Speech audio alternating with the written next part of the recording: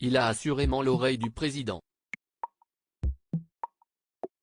Ce jeudi 15 juin, nos confrères du Parisien révélaient la teneur des dernières conversations entre deux présidents de la République, Emmanuel Macron et Nicolas Sarkozy.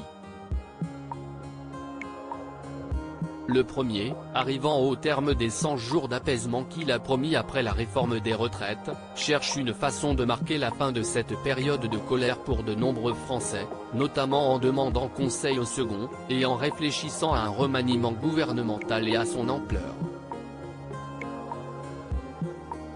À ce sujet, le quotidien révèle que Nicolas Sarkozy est assez tranché sur la question, il faut changer de Premier ministre. La France est à droite, il faut un Premier ministre de droite, ordonne presque Nicolas Sarkozy. Une idée qu'Emmanuel Macron, encore persuadé que le clivage gauche-droite ne tient plus, ne semble pas prêt à entendre.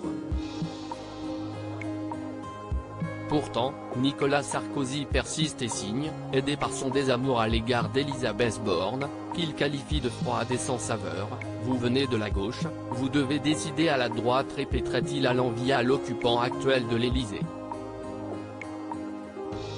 Pour Nicolas Sarkozy, Emmanuel Macron doit placer une figure de droite à Matignon, comme Sébastien Lecornu ou encore Christine Lagarde, s'il souhaite garder une femme à ce poste.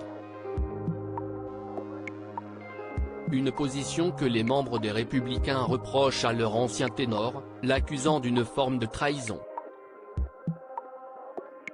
À ma connaissance, on trahit plus ses idées en faisant 4,78% qu'en proposant une alliance avec la majorité, leur répond Nicolas Sarkozy, taclant au passage son ex-ministre Valérie Pécresse en rappelant son score très bas de l'élection présidentielle de 2022.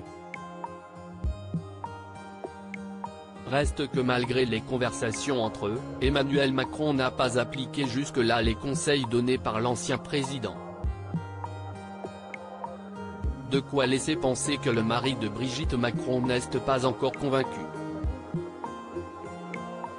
Nicolas Sarkozy, ces femmes qui ont marqué sa vie et Nicolas Sarkozy, et si c'était lui à Matignon ?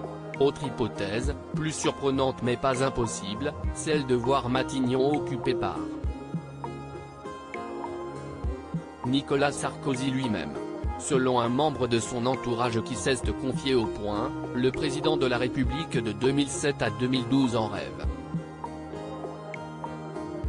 Ça transpire de partout et considérerait que sa nomination provoquerait un choc dans l'opinion, qui pourrait être salutaire.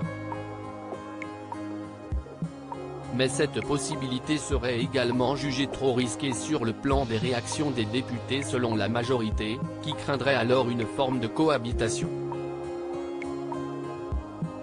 Nicolas Sarkozy semble donc devoir se contenter de son poste officieux de conseiller auprès du président actuel. Crédit photo, Stéphane Le Mouton.